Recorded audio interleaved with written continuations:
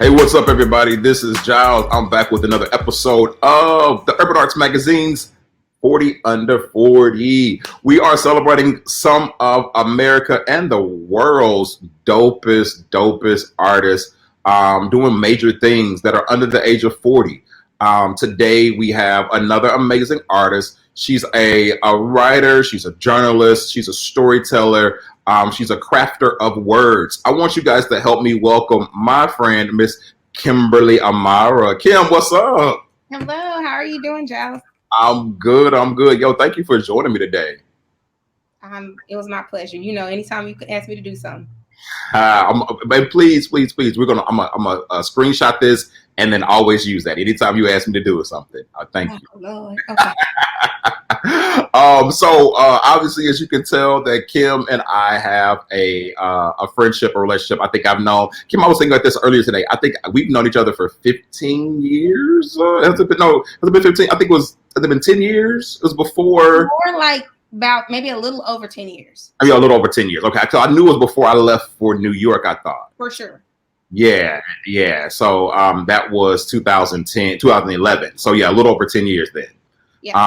Yeah. So I've been able to watch your growth and you really get into your own in writing. I remember you posted about a blog that you wrote, and I actually went to go read it. And I think I texted you and I said, you can really write. Yeah.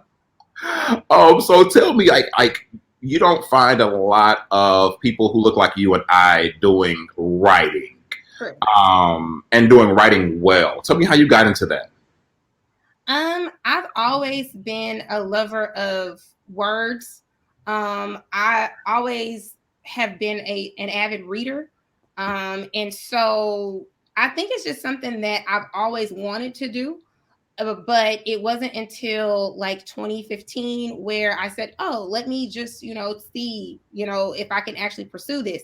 So I started with a blog that was mostly like politically based. My first, I guess, pseudonym was K Rants, because, politics, you rant, whatever. And I did that. And it was kind of off and on because I still work full time in corporate America.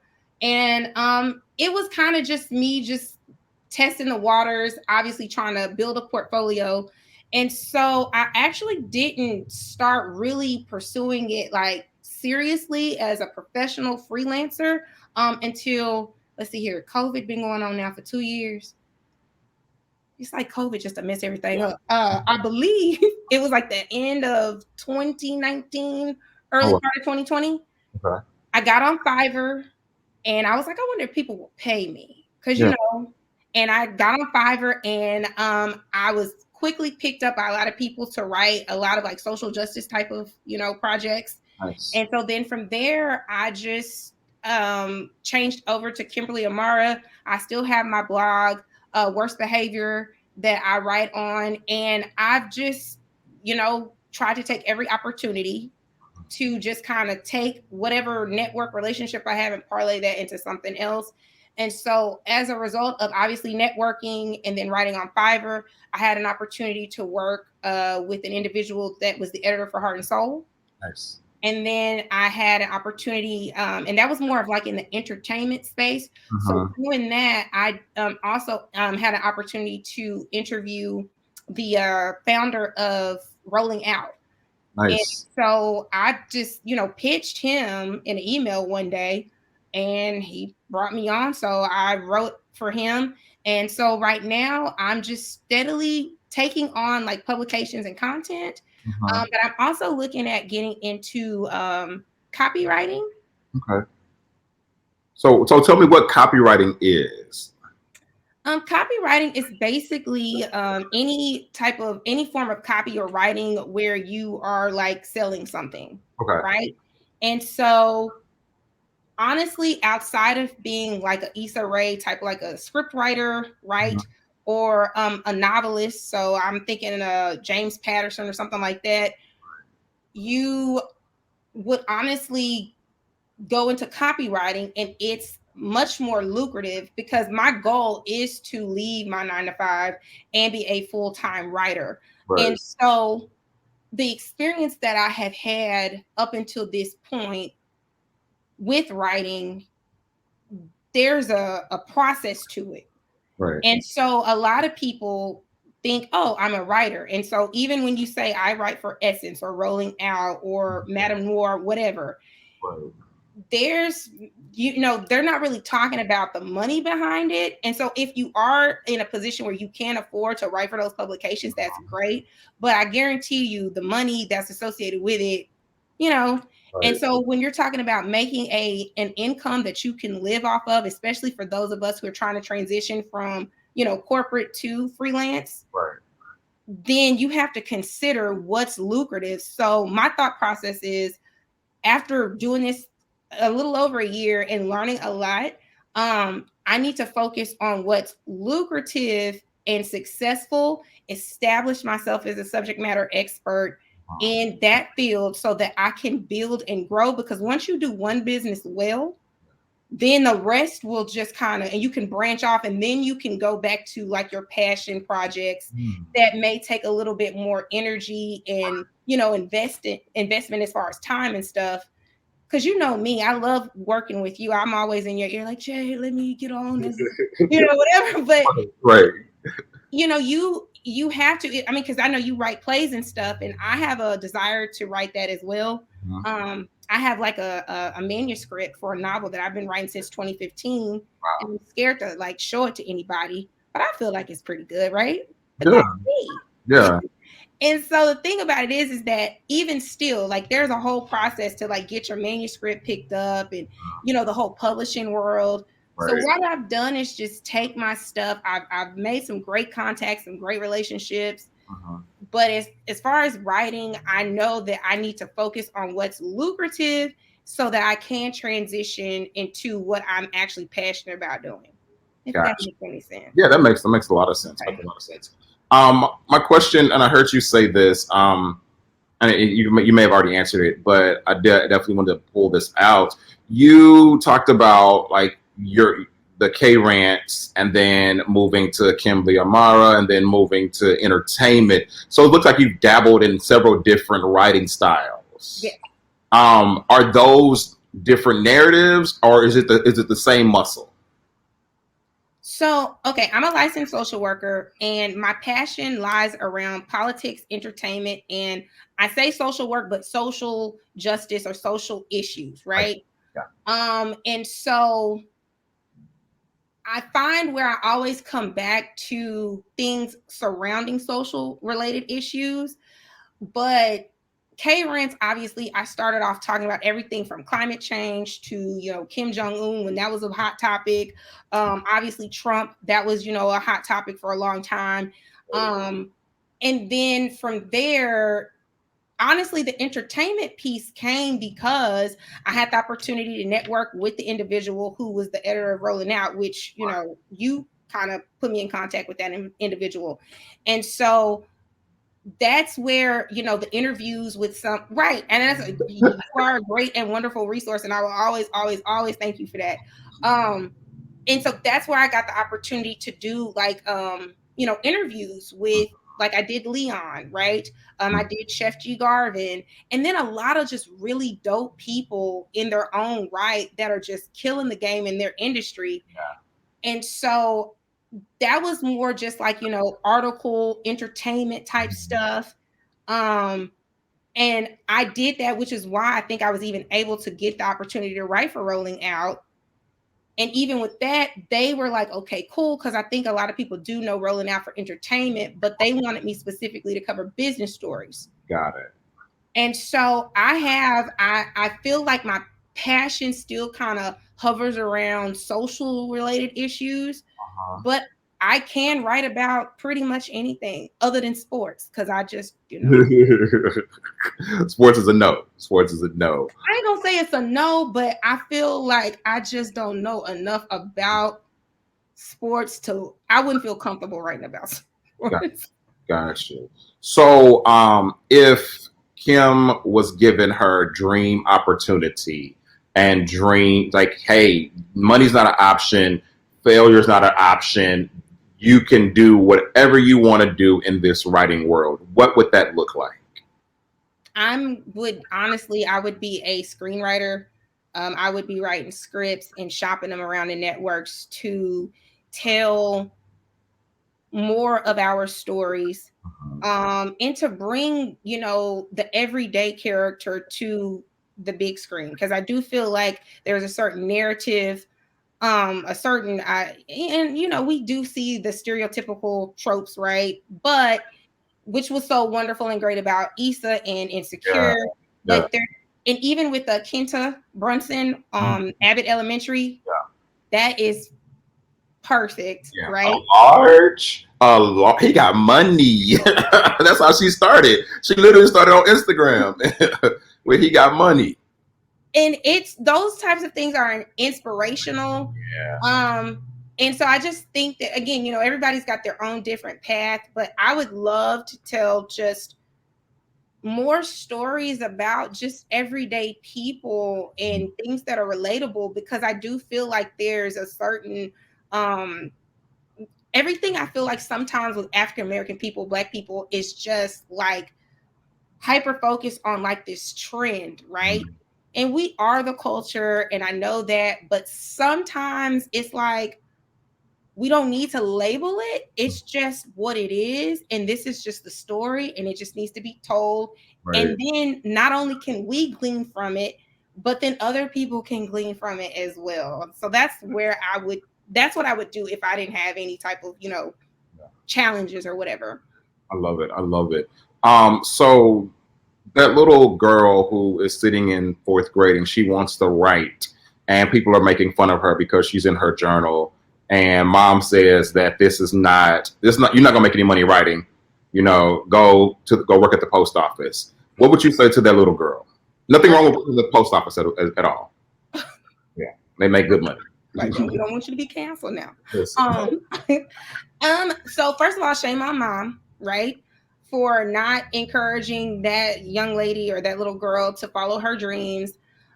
Oh God, I would just tell her, you're wildly talented, to keep going. And even when you feel like nobody's watching, nobody's listening, when people are making fun of you because of your gift, your talent, just double down and just stay laser focused. And, if I could give them the foresight that I have, and you know what I mean? Yeah. Just to know, because that's what derails so many people from their dreams. And just, I would just try to constantly just keep pouring into that little girl, because it's so easy to believe what, your mom and your teachers tell you and your parents and stuff. Yeah. And I would just try to keep pushing them to just do it. You can do whatever you want to do. You just have to put the work in. Right. I love it. So you don't name names to protect those who are innocent. But tell me about a time where you had a challenge in your career, in your writing career, and what you did to overcome that said challenge. Well, I pride myself on being a professional. So there's actually 2 things. I submitted a couple of things for publication that's pretty popular with African American people, Black people. But it was directly related to the state, and I work for the state. So, and I'm very, very much in tune with what's going on with our community, politics. So I wrote it because I'm not going to put anything out there that I'm not going to sugarcoat, especially if it's coming from me. Now, if you say, hey, Kim, I want you to write something for Urban Arts, then right. I'm going to, take on your tone and how you communicate to your readership, right? Yeah, but if it's coming from me, Kymberly Amara, it's on my platform, you're going to get everything I got to give. And I'm going to tell you the pure, unadulterated truth. And so I knew I was coming for our wonderful leader in the state of Texas. And I had to just I had to change my name, submitted anonymously, essentially. So there was that. And then when I was really just trying to hunker down and establish myself for interviewing and entertainment, that is very time consuming. I don't think people understand how time consuming just writing can be. So it really has to be a passion. Yeah. Because it's beautiful to meet all these different personalities and these people. And I was doing it old school. I was transcribing, running it back. Oh my God. Typing. I'm like, why ain't nobody told me? Because I didn't realize that there was a transcribing program until I started working with Rolling Out. Gotcha. But I had already put out so many articles the old school way. Yeah. And so there's a lot of time in setting up the interview. And so I had a lot of overlapping deadlines. Yeah. And just trying to make sure, because as a professional, you want to make sure you get things in on time, and sometimes you just end up, but I think was probably a really large challenge for me, trying to figure out how to automate processes. Right. I get it. That's really cool. And that's really like honest, and I appreciate that for sure. So what's next for Kymberly Amara? What's the next projects? What's the next thing? Well, so I started taking a course, and I can't tell you, I think it's like the American Writers Association Institute, AWAI. Okay. And that's the thing. I feel like as creatives, especially as Black people, because I can get on the soapbox, me, but I do feel like there is a space for us as Black folks to explore everything that there is. Because I do think one thing that I did see and learn while I was kind of really hunkering down and writing for the entertainment piece was it was saturated, but there were so many opportunities that we were missing because there are other forms of writing that are more lucrative. And then, kind of like how there's the argument where we don't own anything. Right. Well, if we were just to kind of look up for a second and assess the playing field and see all the opportunities that were available to us, maybe we could go over here, make this money, and then come back. And that way we can now be more invested and we can have more seats at the table. Right. So what's next for me is copywriting. And I am a social worker. I have been working in long-term care and compliance for 5 years now. And so that's a whole market, because if you look at the baby boom generation, you look at the North Texas area and how many long-term care facilities are popping up. I know the federal regulations. I know the state regulations. There's a market there. Now, that's not something that people know about. Right. But if you had I know you have a background in education. Some people may have a background in nonprofit. If you're interested in being a writer, especially if that's something that you already did, okay, you can go and put yourself out there as a freelance copywriter, because they got to have copy for their website and their, direct mailers that go out to their clients and customers too. So that's what's next for me. Okay. That makes sense. That's smart too. That's smart. You're a subject matter expert, and so they pull your knowledge because you already have that. Got it. It makes sense. I love it. That's dope. And such a way to transition to, and still use your passion. Yes. Yeah, that's dope. Kim, how can people follow you on the social medias? So you can follow me on Instagram at Kymberly Amara, and that's Kimberly with the Y, KYMBERLY, and then AMARA. Okay. There's also my website at KymberlyAmara.com. And then I'm on Facebook. I am on. I'm on Twitter too. I haven't quite figured out Twitter. I be trying, but it's hard. But I am on there, and it's the same thing, Kymberly Amara. Gotcha. So make sure you go follow Kymberly Amara, all the amazing things she's doing, and then check out those bylines, because she's racking the bylines up, racking them. So super proud. Kim, you ready for this game? Yes. It's called This or that. All right. Well, don't listen. It's all good. Just know how you and your game. It's gonna be easy. It's gonna be easy. Fort Worth or Dallas? Listen, Dallas all day. I know I live in Fort Worth, but there's more behind that story. But Dallas all day.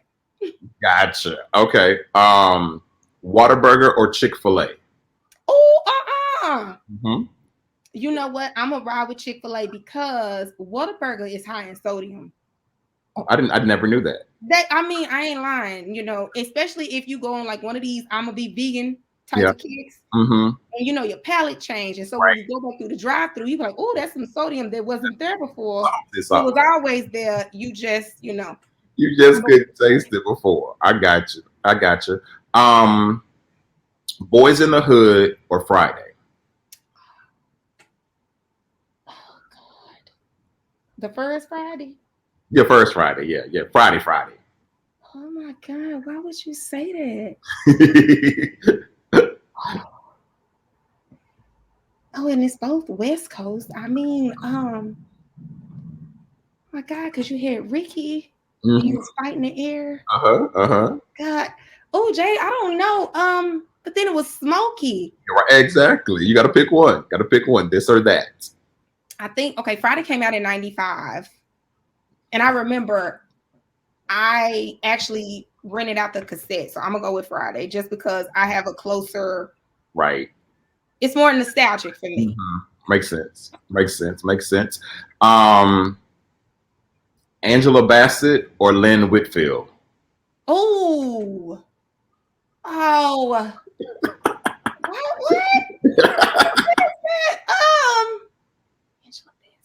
Tina Turner or Mother Greenleaf? I'm gonna have to ride with Angela on that one. Why that? I mean, because I feel like her roles are more iconic.